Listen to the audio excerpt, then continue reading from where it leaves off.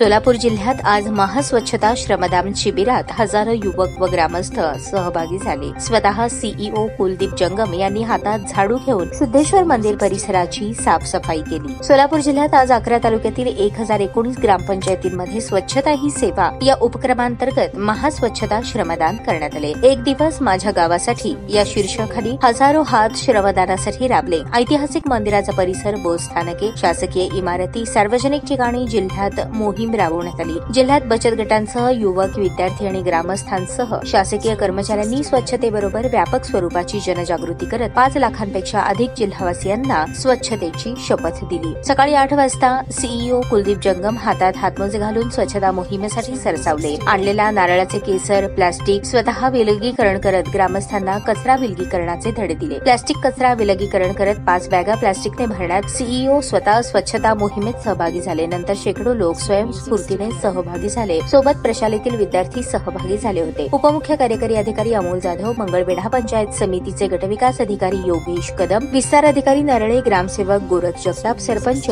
साधना डोके, तानाजी डोके, पाणी व स्वच्छता विभागातील सचिन जाधव, सचिन सोनवणे, शंकर बनगर, प्रशांत दवडे, महादेव शिंदे यांच्यासह ग्रामस्थ व विद्यार्थी उपस्थित होते। ताज्या बातम्या पाहण्यासाठी प्राईम महाराष्ट्र न्यूज चॅनलला सबस्क्राईब करा।